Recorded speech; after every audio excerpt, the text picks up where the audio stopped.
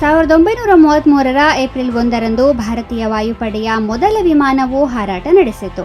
ಭಾರತೀಯ ವಾಯುಪಡೆಯನ್ನು 1932ರ ಅಕ್ಟೋಬರ್ 8ರಂದು ರಚಿಸಲಾಯಿತು. ದೇಶದ ಸ್ವಾತಂತ್ರ್ಯದ ಮೊದಲು ವಾಯುಪಡೆಯನ್ನು ರಾಯಲ್ ಇಂಡಿಯನ್ ಏರ್ಫೋರ್ಸ್ ಎಂದು ಕರೆಯಲಾಗುತ್ತಿತ್ತು. ಆಗ ಸೇನೆಯಲ್ಲಿ 5 ಪೈಲಟ್ಗಳಿದ್ದರು. ಭಾರತೀಯ ವಾಯುಪಡೆಯ ಸ್ಥಾಪನೆಯ ಸಮಯದಲ್ಲಿ ಇದನ್ನು ಬ್ರಿಟಿಷ್ ರಾಜನ ಸಹಾಯಕ ವಾಯುಪಡೆಯಾಗಿ ರಚಿಸಲಾಯಿತು. ಸ್ವಾತಂತ್ರ್ಯದ ನಂತರ ರಾಯಲ್ ಪದವನ್ನು ಅದರಿಂದ ತೆಗೆದುಹಾಕಲಾಯಿತು. ಮೊದಲ 5 ಪೈಲಟ್ಗಳೆಂದರೆ ಹರೀಶ್ ಚಂದ್ರ ಸರ್ಕಾರ್, ಸುಬ್ರತೋ ಮುಖರ್ಜಿ, ಭೂಪೇಂದ್ರ ಸಿಂಗ್, ಆಜಾದ್ ಬಕ್ಷ್ ಅವಾನ್ ಮತ್ತು ಅಮರ್ಜಿತ್ ಸಿಂಗ್. ಜೆಎನ್ ಟಂಡನ್ ಅವರನ್ನು 6ನೇ ಅಧಿಕಾರಿಯಾಗಿ ಸೇರ್ಪಡೆಗೊಳಿಸಲಾಯಿತು. ಆದರೆ ಅವರ ಎತ್ತರ ಕಡಿಮೆ ಇದ್ದ ಕಾರಣ ಅವರಿಗೆ ಲಾಜಿಸ್ಟಿಕ್ಸ್ ಕರ್ತವ್ಯವನ್ನು ಮಾತ್ರ ನಿಯೋಜಿಸಲಾಯಿತು. ನಂತರ 5 ಪೈಲಟ್ಗಳಲ್ಲಿ ಒಬ್ಬರಾದ ಸುಬ್ರತೋ ಮುಖರ್ಜಿ ಅವರು ಭಾರತದ ವಾಯುಪಡೆಯ ಮೊದಲ ಮುಖ್ಯಸ್ಥರಾದರು. 2ನೇ ಮಹಾಯುದ್ಧದ ಸಮಯದಲ್ಲಿ ಭಾರತೀಯ ವಾಯುಪಡೆಯು ಪ್ರಮುಖ ಪಾತ್ರ ವಹಿಸಿತ್ತು. ಇದಲ್ಲದೆ ಭಾರತೀಯ ವಾಯುಪಡೆಯು ಪಾಕಿಸ್ತಾನದೊಂದಿಗೆ 4 ಮತ್ತು ಚೀನಾದೊಂದಿಗೆ 1 ಯುದ್ಧದಲ್ಲಿ ಭಾಗವಹಿಸಿದೆ. ವಾಯುಪಡೆಯು ವಿಶ್ವಸಂಸ್ಥೆಯ ಶಾಂತಿ ಪಾಲನಾ ಕಾರ್ಯಾಚರಣೆಗಳಲ್ಲಿ ಭಾಗವಹಿಸಿದೆ. ಅಲ್ಲದೆ ಭಾರತೀಯ ವಾಯುಪಡೆಯು ವಿಪತ್ತು ಪರಿಹಾರ ಕಾರ್ಯಾಚರಣೆಯಲ್ಲೂ ಪ್ರಮುಖ ಪಾತ್ರ ವಹಿಸಿದೆ. 1998ರಲ್ಲಿ ಗುಜರಾತ್ ಸೈಕ್ಲೋನ್ ಮತ್ತು 2004ರಲ್ಲಿನ ಸುನಾಮಿ ಸಮಯದಲ್ಲಿ ಭಾರತೀಯ ವಾಯುಪಡೆಯು ದೊಡ್ಡ ಪ್ರಮಾಣದ ಪರಿಹಾರ ಕಾರ್ಯಾಚರಣೆಗಳನ್ನು ನಡೆಸಿತು. ಭಾರತೀಯ ವಾಯುಪಡೆಯ ಧ್ಯೇಯವಾಕ್ಯ touch the sky with glory ಎಂಬುದಾಗಿದೆ. ಈ ಧ್ಯೇಯವಾಕ್ಯವನ್ನು ಗೀತೆಯ 11ನೇ ಅಧ್ಯಾಯದಿಂದ ತೆಗೆದುಕೊಳ್ಳಲಾಗಿದೆ. ಇದು ಮಹಾಭಾರತದ ಯುದ್ಧದ ಸಮಯದಲ್ಲಿ ಕುರುಕ್ಷೇತ್ರದ ಯುದ್ಧ ಭೂಮಿಯಲ್ಲಿ ಶ್ರೀಕೃಷ್ಣನು ಅರ್ಜುನನಿಗೆ ನೀಡಿದ ಉಪದೇಶದ ಆಯ್ದ ಭಾಗವಾಗಿದೆ.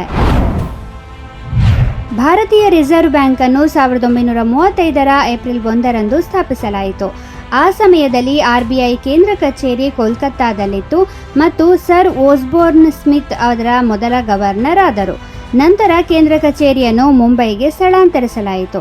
ಕಾಲಾನಂತರದಲ್ಲಿ ಭಾರತದ ಆರ್ಥಿಕತೆ ಮತ್ತು ಹಣಕಾಸು ವಲಯದ ಸ್ವರೂಪ ಬದಲಾದಂತೆ RBIಯ ಪಾತ್ರಗಳು ಮತ್ತು ಕಾರ್ಯಚಟುವಟಿಕೆಗಳು ಬದಲಾಯಿತು. 1942ರವರೆಗೆ RBI ಭಾರತಕ್ಕೆ ಮಾತ್ರವಲ್ಲದೆ ಮಯನ್ಮಾರ್ಗೂ ಕರೆನ್ಸಿಯನ್ನು ನೀಡುತ್ತಿತ್ತು. ಆದಾಗ್ಯೂ 1947ರ ನಂತರ ಇದನ್ನು ನಿಲ್ಲಿಸಲಾಯಿತು. ಅಷ್ಟೇ ಅಲ್ಲ, ದೇಶ ಸ್ವತಂತ್ರವಾದ ನಂತರ ರಿಸರ್ವ್ ಬ್ಯಾಂಕ್ ಆಫ್ ಇಂಡಿಯಾವು ಪಾಕಿಸ್ತಾನಕ್ಕೆ ಕೂಡ ಸೆಂಟ್ರಲ್ ಬ್ಯಾಂಕ್ ಸೌಲಭ್ಯಗಳನ್ನು ಒದಗಿಸಿತ್ತು. ನಂತರ ಅದನ್ನು 1948ರ ನಂತರ ಮುಚ್ಚಲಾಯಿತು. ಭಾರತ ಸರ್ಕಾರ ಇದನ್ನು 1949ರಲ್ಲಿ ರಾಷ್ಟ್ರೀಕರಣಗೊಳಿಸಿತು. ಇಂದು ಇದು ಸಂಪೂರ್ಣವಾಗಿ ಭಾರತ ಸರ್ಕಾರದ ಒಡೆತನದಲ್ಲಿದೆ. ಒರಿಸ್ಸಾ ರಾಜ್ಯವನ್ನು 1936ರ ಏಪ್ರಿಲ್ 1ರಂದು ಸ್ಥಾಪಿಸಲಾಯಿತು. ಸ್ವಾತಂತ್ರ್ಯದ ಮೊದಲು ಒರಿಸ್ಸಾವು ಬಂಗಾಳ ಪ್ರೆಸಿಡೆನ್ಸಿಯ ಭಾಗವಾಗಿತ್ತು. ಒರಿಸ್ಸಾ ಪೂರ್ಣ ಪ್ರಮಾಣದ ರಾಜ್ಯವಾಗಲು ಬಹಳ ಕಾಲ ಹೋರಾಟ ನಡೆಸಬೇಕಾಯಿತು. ಒರಿಸ್ಸಾ ಬಿಹಾರ ಮತ್ತು ಬಂಗಾಳದಿಂದ ಬೇರ್ಪಟ್ಟ ಹೊಸ ರಾಜ್ಯವಾಗಿತ್ತು. ಇದು ವಿಸ್ತೀರ್ಣದಲ್ಲಿ ದೇಶದ 8ನೇ ಅತಿ ದೊಡ್ಡ ರಾಜ್ಯವಾಗಿದೆ ಮತ್ತು ಜನಸಂಖ್ಯೆಯ ದೃಷ್ಟಿಯಿಂದ 11ನೇ ದೊಡ್ಡ ರಾಜ್ಯವಾಗಿದೆ. ಬುಡಕಟ್ಟು ಜನಸಂಖ್ಯೆಯ ವಿಷಯದಲ್ಲಿ ಒರಿಸ್ಸಾ ಭಾರತದ 3ನೇ ಅತಿ ದೊಡ್ಡ ರಾಜ್ಯವಾಗಿದೆ. ಮೊದಲಿಗೆ ಕಟಕ್ ಒರಿಸ್ಸಾದ ರಾಜಧಾನಿಯಾಗಿತ್ತು. ಇದರ ನಂತರ ಭುವನೇಶ್ವರವು ಒರಿಸ್ಸಾದ ರಾಜಧಾನಿಯಾಯಿತು. ಒರಿಸ್ಸಾವನ್ನು ಜಗನ್ನಾಥನ ನಾಡು ಎಂದೂ ಕರೆಯುತ್ತಾರೆ. 1976ರ ಏಪ್ರಿಲ್ 1ರಂದು ಸ್ಟೀವ್ ಜಾಬ್ಸ್, ಸ್ಟೀವ್ ವೋಜ್ನಿಯಾಕ್ ಮತ್ತು ರೊನಾಲ್ಡ್ ವೇಯ್ನ್ ಆಪಲ್ ಅನ್ನು ಸ್ಥಾಪಿಸಿದರು. ಇದರ ಅತ್ಯಂತ ಜನಪ್ರಿಯ ಉತ್ಪನ್ನಗಳಲ್ಲಿ ಐಫೋನ್, ಐಪ್ಯಾಡ್, ಮ್ಯಾಕ್ ಬುಕ್ ಸೇರಿವೆ. ಇಂದಿಗೂ ಆಪಲ್ ಉತ್ಪನ್ನಗಳ ಬಗ್ಗೆ ಜನರಲ್ಲಿ ಕ್ರೇಜ್ ಇದೆ. ಸಮಯ ಮತ್ತು ತಂತ್ರಜ್ಞಾನದೊಂದಿಗೆ ಆಪಲ್ನ ಗುರುತು ಕೂಡ ಕಾಲಕಾಲಕ್ಕೆ ಬದಲಾಗಿದೆ. ಈ ಕಂಪನಿಗೆ ಆಪಲ್ ಅಂತ ಯಾಕೆ ಹೆಸರು ಇಡಲಾಯಿತು ಗೊತ್ತಾ? ಇದಕ್ಕೆ ಸ್ಟೀವ್ ಜಾಬ್ಸ್ ಉತ್ತರ ಹೀಗಿದೆ. ಕ್ಯಾಲಿಫೋರ್ನಿಯಾದಲ್ಲಿ ಅವರು ಸೇಬು ಹಣ್ಣಿನ ತೋಟವನ್ನು ಹೊಂದಿದ್ದರು.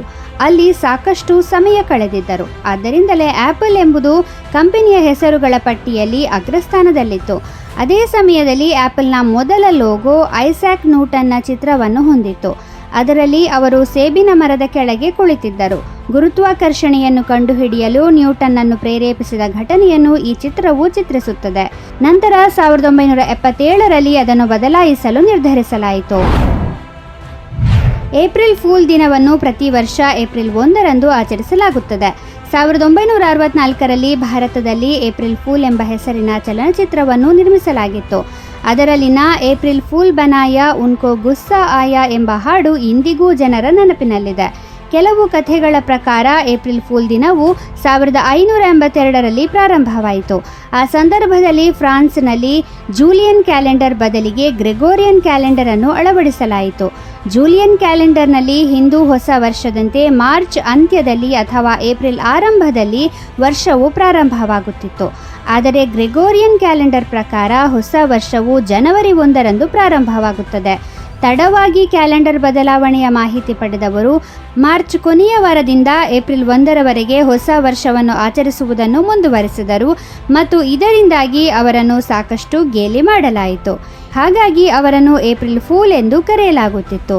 ಈ ಸಂಪ್ರದಾಯ ಇಂದಿಗೂ ಮುಂದುವರೆದಿದೆ.